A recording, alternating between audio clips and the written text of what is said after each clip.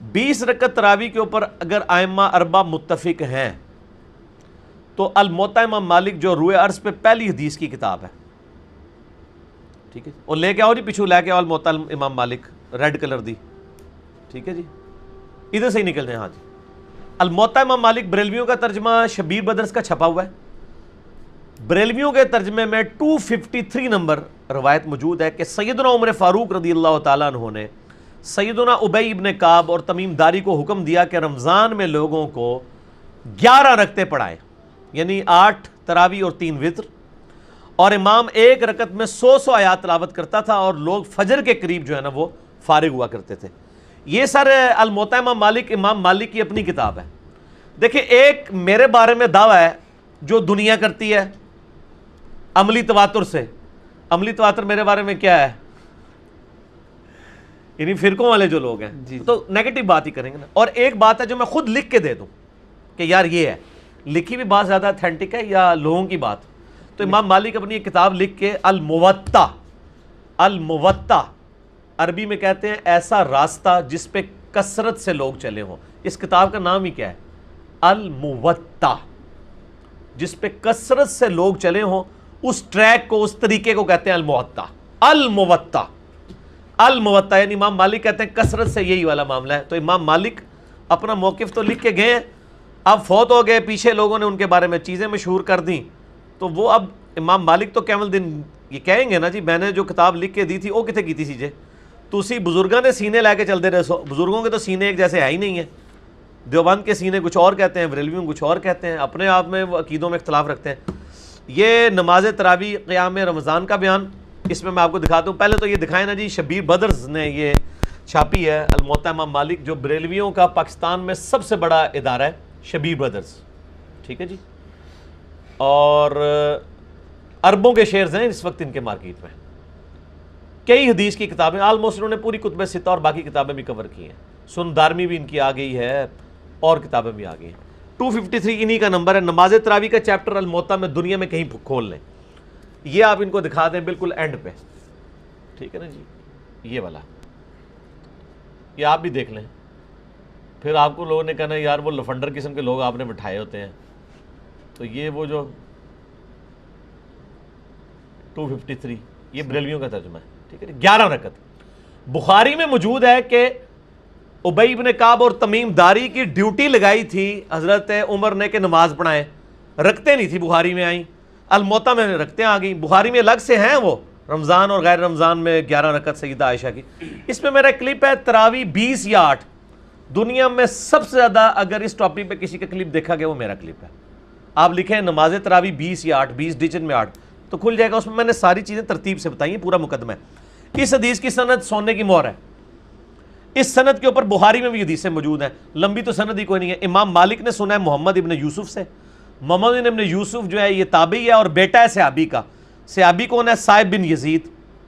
صائب بن یزید کا بیٹا محمد بن یوسف ہے، اور وہ امام مالک سے بیان کر رہا ہے کہ حضرت عمر نے ابی ابن کعب اور تمیم داری کو 11 رکعت پڑھانے کا حکم دیا۔ صاحب مزید فرماتے ہیں ان دنوں امام ایک رکعت میں 100 آیات تلاوت کیا کرتا تھا، ہم لوگ لکڑی کے سہارے کھڑے رہا کرتے تھے اور فجر کے قریب تراویح کی نماز سے فارغ ہوتے تھے۔ اچھا مزے کی بات ہے، یہ روایت مشکات کے اندر بھی موجود ہے۔ چلو الموطا تو انہوں نے کبھی کھولی نہیں ہوگی، مشکات تو ہر مدرسے میں ایز اے ٹیکسٹ بک پڑھائی جا رہی ہے، بلکہ دیوبند تو ختم مشکات کرتے ہیں، جیسے اہل حدیث ختم بخاری کرتے ہیں نا، دیوبند ختم مشکات کرتے ہیں۔ اب وہ پتہ نہیں ختم کون سا ہے، ختم شدھ والا ختم ہے یا وہ دوسرے والا ختم ہے یا پڑھنے والا ختم ہے۔ اچھا اس کے بعد ایک اور روایت بھی ہے، وہ منقطع روایت ہے۔ یزید بن رومان کہتے ہیں کہ حضرت عمر کے عہد خلافت میں لوگ 23 رکعت ادا کیا کرتے تھے، وہ یہاں سے پیش کرتے ہوں گے۔ ان سے پوچھیں کہ یزید بن رومان نے حضرت عمر کا اگر زمانہ پایا تو یہ روایت متصل ہوگی، انہوں نے ان کا زمانہ نہیں پایا، ٹھیک ہوگا جی، تو یہ منقطع روایت ہے۔ جو صحیح روایت ہے وہ موجود ہے، اس کا تو کوئی انکار ہی نہیں کر سکتا سر۔ الموطا موجود ہے، اب امام مالک کے ماننے والے جو مرضی کرتے ہیں، خود یہی حنفی مالکیوں کو کہتے ہیں بھی الموطا امام مالک میں ہی موجود ہے کہ دائیں ہاتھ بائیں پہ باندھنا سنت ہے، آپ کو پتہ ہے؟ یہ میں نے اس کے اوپر بھی شاید ہاں یہ نشان لگایا ہوا ہے 378 اسی الموطا کے اندر۔ وہ مالکی پیچھے سے کیا کر رہے ہیں؟ امام مالک کوئی ذمہ دار نہیں ہے اس کے، ہاتھ کھول کے نماز پڑھنے کو ہم جائز سمجھتے، اس کی وجہ سے نہیں کہ ابھی مالکی اس کے اوپر چل رہے ہیں، اس وجہ سے کہ ہمارے پاس عبداللہ ابن زبیر کا المصنف ابن ابی شیبہ میں 3950 نمبر اثر موجود ہے کہ وہ ہاتھ چھوڑ کے نماز پڑھتے تھے، چونکہ انہوں نے نبی علیہ السلام سے سیکھی ہے، دونوں طریقے سنت ہے۔ امام مالک نے باب باندھا ہے دائیں ہاتھ بائیں پہ رکھنا، لیکن مالکی 99% آلموسٹ ہاتھ چھوڑ کے نماز پڑھتے ہیں۔ ان کو جب ہم کہتے ہیں امام مالک یہ لکھ کے دیں، وہ کہتے ہیں یہ چھوڑ دیں لکھے کو، ہم عملی تواتر کو لے کے چل رہے ہیں۔ تو سر پھر ٹھیک ہے، ہم جب ایاک نعبد و ایاک نستعین پیش کریں گے تو لوگ کہیں گے آپ چھوڑ دیں اس کو، انڈیا پاکستان میں تو قبروں سے مانگا جاتا ہے، آپ کیا آیتیں لے کے بیٹھے ہوئے ہیں؟ کسی بنیاد بھی بات ہوگی نا۔ یہ وہ روایت ہے جو سال ابن سعد السعدی کی روایت امام بخاری نے بھی امام مالک سے لی ہے، یہ وہی روایت ہے جو مالک میں الموطا امام مالک میں 378 آئی ہے، اور اس کے اوپر ہیڈنگ ہے نماز میں دائیں ہاتھ بائیں پہ باندھنا۔ یہ دکھائیں جی ان کو ایچ ڈی کیمرے میں، 378 نمبر روایت اسی الموطا کے اندر۔ اب مالکیوں نے کیا کیا ہے کہ انہوں نے تو ہاتھ باندھنے والی سنت ہی چھوڑ دی، ہم تو کہتے ہیں دونوں ہی سنت ہیں۔ اب مالکیوں کو کہ امام مالک کی کتاب ہی ہے، وہ کہتے ہیں نہیں کتاب کو چھوڑیں، ہم عملی تواتر کو لے کے چل رہے ہیں۔ میرے بھائی عملی تواتر صرف وہ ایکسیپٹیبل ہے جس کے اوپر پوری امت اتفاق کیے ہوئے ہے، یہاں تو کتابوں میں فرق ہے۔ اور ان کا یہ دعویٰ باطل ہے کہ امام مالک جو ہیں وہ 20 کے قائل تھے، ٹھیک ہے۔ میں نے اس کلپ کے اندر کتنے ائمہ کے اقوال بتائے ہیں، انکلوڈنگ امام شافعی، امام مالک، کسی ایک تعداد کے اوپر لوگ متفق ہی نہیں ہیں۔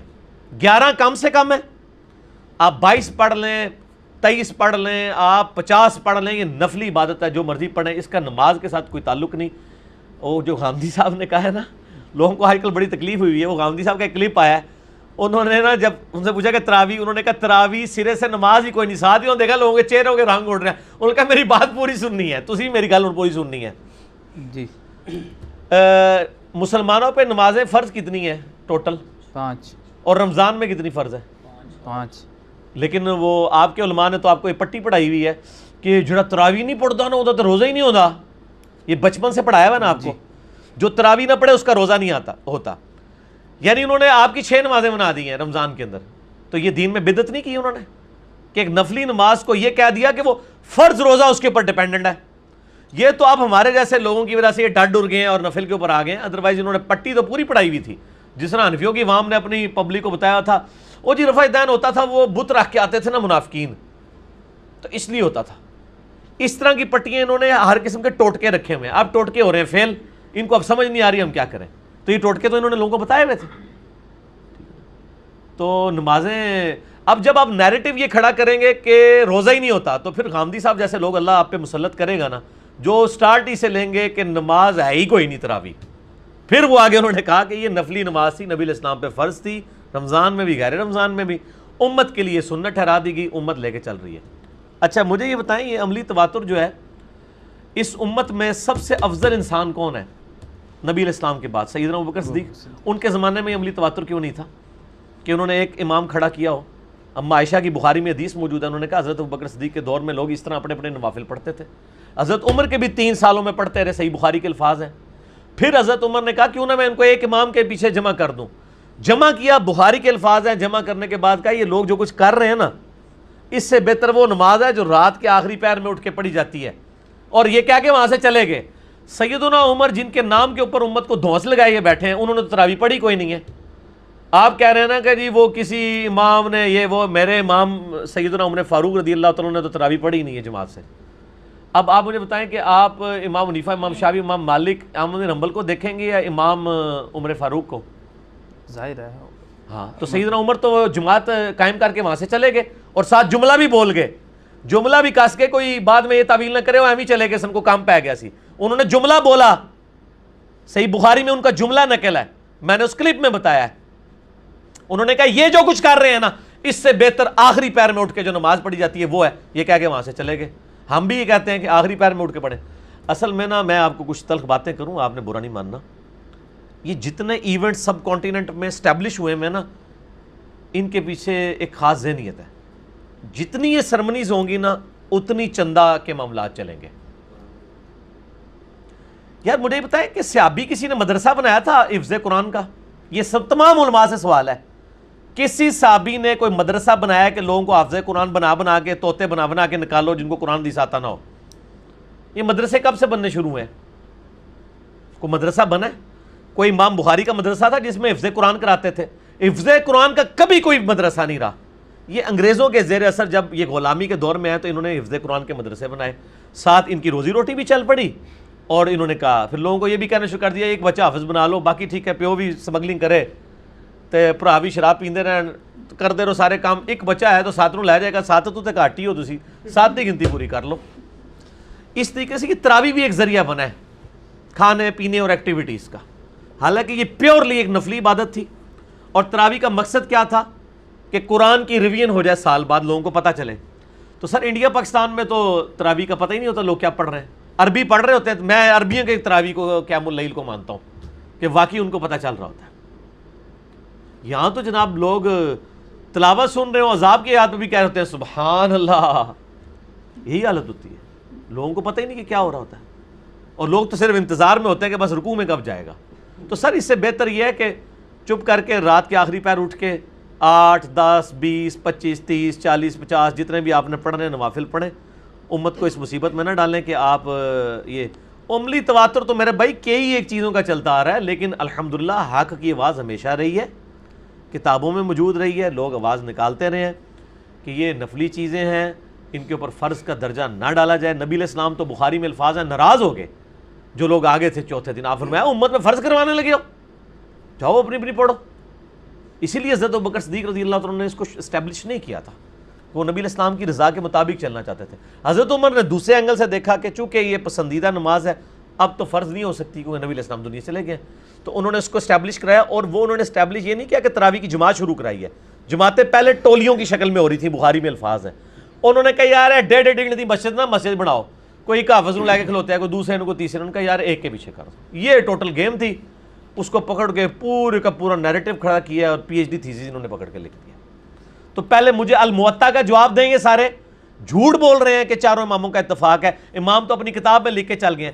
جس طریقے سے امام حنیفہ کے اوپر کئی ایک جھوٹ باندھے گئے چونکہ ان کی کتاب کوئی نہیں تھی, ان کو تو ہم کسی خاص حد تک ہی بچا سکتے ہیں. امام مالک کی سیفٹی ہمارے پاس موجود ہے, امام مالک نے کوئی جھوٹ بنے گا نا میں دکھا دیں گا, اے دیکھ لو الموطا امام مالک.